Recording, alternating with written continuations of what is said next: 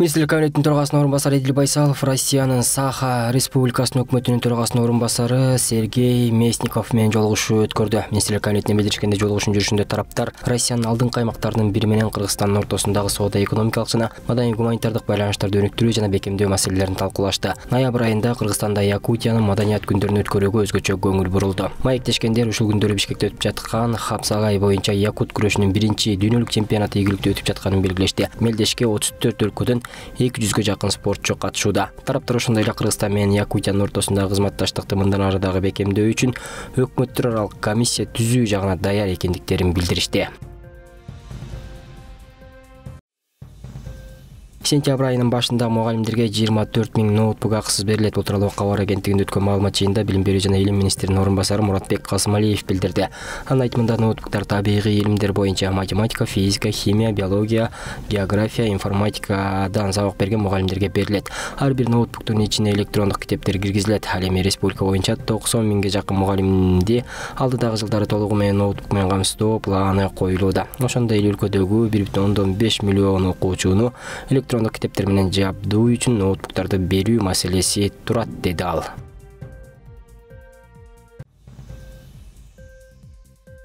Кыргызстанда 31 август эгемендүүлүк күнүндө коопсуздук чаралары күчөтүлөт. Бул тууралуу Ички иштер министри Улан Ниязбеков онлайн кеңешмеде билдиргенин ведомствонун басма сөз кызматынан кабарлашты. Маалыматта белгиленгендей, кеңешмеде өлкө аймагындагы коомдук саясий абалга кедергисин тийгизген факторлорго бөгөт коюу, элдин коопсуздугун камсыздоо жана укук бузууларга жол бербөө иш-чараларын күчөтүү маселелери каралды. Министр эгемендүүлүк күнүнө арналган ар бир иш-чарада милиция кызматкерлери коомдук коопсуздукту жогорку деңгээлде камсыздоону тапшырды.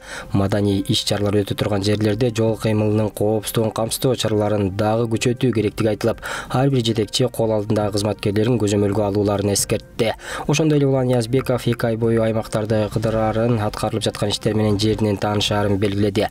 Бир дагы жарандын арызы жана жеке кайрылуусу кароосуз калбашы керек деген принципте иш алып барууну тапшырам. Сентябрь жана октябрь айларында жеке өзүм бардык региондорду кыдырып чыгам. Кайсы жетекчи эмне жумуш жасап жаткандыгын жеринде көрүп, ошол эле учурда элге жолугуп тиешелүү жумуш алып барбаган жетекчилерге кардиналдуу чечим кабыл алына тургандыгын эскертем, деди ал. Онлайн режимде өткөн жыйынга министрдин орунбасары Ички иштер министрдин Борбордук аппаратынын тиешелүү кызматтарынын Баткен, Ош, Жалал Абад, Нарын, Ысык Көл, Талас, Чүй облустарынын, Бишкек жана Ош шаарларынын ички иштер башкармалыктарынын жетекчилери катышты.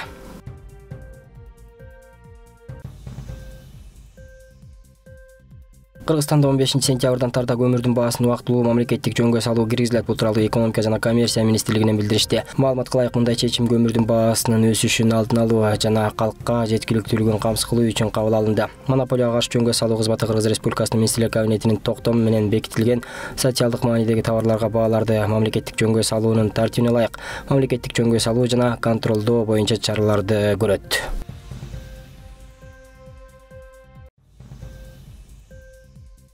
Улуттук коопсуздук мамлекеттик комитети Таласта 402,6 миллион сомдук жер тилкелерин мамлекетке кайтарды. Атайын кызмат тарабынан мыйзамсыз менчиктештирилген мүлктү мамлекетке кайтарып алуу боюнча жүргүзүлүп жаткан иштердин жүрүшүндө Талас Айыл көмөк мамлекеттик акционердик коомунун жетекчилиги мамлекеттик органдардын кызмат адамдары менен тил табышып, Кыргыз Республикасынын мыйзамдарынын талаптарын бузуу менен Талас шаарынын базарынын аймагындагы 1,9 гектар аянттагы жер участоктарын жеке менчикке бергендиги аныкталды. Мындан улам Талас облусунун прокуратурасы менен жүргүзүлгөн текшерүү иш-чараларынын натыйжасында жалпы баасы 402,6 миллион сомду түзгөн жер тилкелери мамлекетке кайтарылды. Учурда мыйзамсыз менчиктештирилген мүлктөрдү мамлекетке кайтаруу иштери уланууда.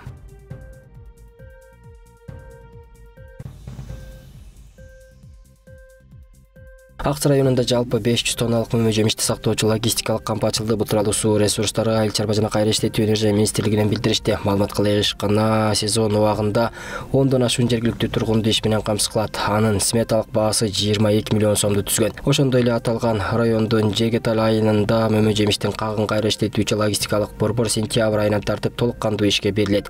Ишкана сезон убагында 25 адамды туруктуу иш менен камсыз кылат.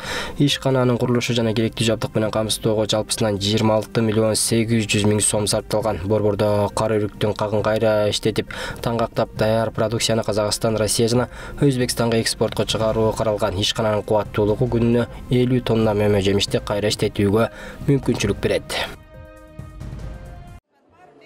Ош областын билим берүү кызматкерлеринин салттуу август педагогикалык кеңешмесине билим берүү жана илим министри Докдургүл Кендирбаева, Кыргыз Республикасынын президентинин Ош областындагы ыйгарым укуктуу өкүлү Элчибек Жантаев баш болгон жетекчилер, ЮНИСЕФ, Мерсика эл аралык фонддорунун өкүлдөрү, райондук мамлекеттик администрациянын башчылары, акимдер, Кыргыз Республикасынын эмгек сиңген мугалимдери, жогорку окуу жайлардын ректорлору, Ош билим берүү институтунун кызматкерлери, массалык маалымат каражаттарынын өкүлдөрү, жалпы билим берүү кызматкерлери катышты. Кеңешменин башталышында билим берүү жана илим министри массалык маалымат каражаттарынын өкүлдөрүнө заманбап билим берүү системасындагы жаңылыктар, реформалар, ошондой эле мектеп программаларынын сапатын жогорулатуу маселелери боюнча маалымат берди. Айрым баягы өгүзөл бараба сымба деп келген айрым эле мындай иш берүүчү борбор катары иштеп калган мектептердин ишин оптимизация, гимназияларды сааттарды кыскартуу башталат. Анткени мыйзамда жок. Экинчиден, ар бир мектепке, ар бир мугалимге мына бирден персоналдык компьютер ичинде толугу менен санариптик сабактардын топтомдору, окуу китептери, методикалар, пиза жана жалпы республикалык тестилердин бардыгы ичине жүктөлүп берилет. Ошондой эле ар бир мектепке мисалы үчүн эң жаңы муундагы китептер берилет. Бирдей шарт түзүлөт. Министрдин айтымында быйылкы жылдан мамлекет тарабынан мектеп окуучуларынын китеп менен камсыз болуусу бир топ жакшы жолго коюлду жана ошондой эле жаңы жылга чейин быйылкы жылы мугалимдерге ноутбуктар берилет. Быйылкы жылдан тарта Алтын казык программасын ишке ашыруунун алкагында мектептик билим берүү системасын 12 жылдык форматка которуу боюнча бир катар абдан маанилүү чечимдер кабыл алынгандыгына токтолду. 12 жылдык окуу программасы болсо, мына быйыл жана кийинки жылы даярдык процесси болуп эсептелинет. Бирок быйылкы жылы октябрдан баштап 1-0 класска милдеттүү түрдө бүтүндөй ар бир кыргызстандык 6 жаштагы бөбөктөрүбүз кабыл алынат. Биринчиден бул бала бакча маселесин чечсе, экинчиден билим алуудагы адилеттик, кийинки жылы бул балдар 2 класска которулат. Бүткүл дүйнөдө бул процесс бар. Эч коркпош керек, дагы бир жыл кошулат экен деп. Тескерисинче биз азыр ушул базистик окуу планды талдаганда ашыкча, кайталанма, тажатма процесстердин баарын биз алып салабыз дагы. Балага багытталган именно билим берүүчү ошол саясатты жүргүзүп жатабыз. Билим берүүнүн бардык баскычында жана түп тамырынан бери трансформация кылуу чечкиндүү аракеттер жүрүп жаткандыгын министр кошумчалады. Анын алкагында STEM сабактары боюнча заманбап окуу китептер Сингапурдан алынып которулуп жатканын, билим берүүнүн мазмунун стандарттарын жаңылоо иши башталганын, мугалимдерди окутуу жана даярдоо системасында көп өзгөрүүлөр болуп жаткандыгын айта кетти. Бул реформалар билим берүү тармагында өзгөрүүлөрдү алып келе тургандыгын адистер белгилешет. Мен тилекке каршы сыртта болгонума байланыштуу, ал жакта жумуш менен алек болуп жүргөнгө байланыштуу Кыргызстандагы жаңылыктардан бир аз артта калышым мүмкүн, бирок азыр угайын деп келдим. Менимче бир топ жаңылыктар болуп жатат. Ошол эле окуу программасын мындай жаңылап, дүйнөлүк, эл аралык стандарттар менен жакындаштырып, ошол эле Сингапурдун опыт тажрыйбасы менен дагы мындай жакындан иштеп атышат. Өтө STEM сабактары боюнча ошону мен аябай кызыгуу менен угайын деп келдим. Кыргызстанда бир ушул сапатка дагы көңүл бурулуп, ушу PISA сынагына даярдыктар болуп жатат. Быйылкы жылдан тартып жаңы өзгөрүүлөр кирип атат. Билим берүү тармагында бул PISA 2025 эл аралык билим алуу программасына даярдоо, STEM программасы 12 жылдык программа. Булардын кириши биздин окуучуларга өтө чоң жардам берет. Себеби алган билимин жашоодо колдонгонду үйрөнүшөт. Биринчиден логикалык ой жүгүртүүсүн өстүрөт.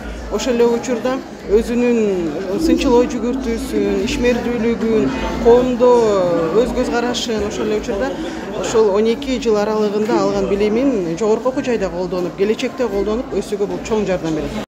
Кыргыз Республикасынын президентинин Ош областындагы ыйгарым укуктуу өкүлү Элчибек Жантаев куттуктоо сөзүн сүйлөп, областагы предмет боюнча жылдык мугалимдерге, жылдын мыкты тарбиячыларына, жылдын мыкты билим берүү мекемелерине, эмгек сиңирген ардагерлерге баалуу белектерди жана акчалай сыйлыктар тапшырды. Ошондой эле мугалимдерди колдоо максатында Араван районунан 4, Кара Суу районунан 6 билим берүү кызматкерлерине турак жай үчүн жер тиркесине сертификат тапшырды.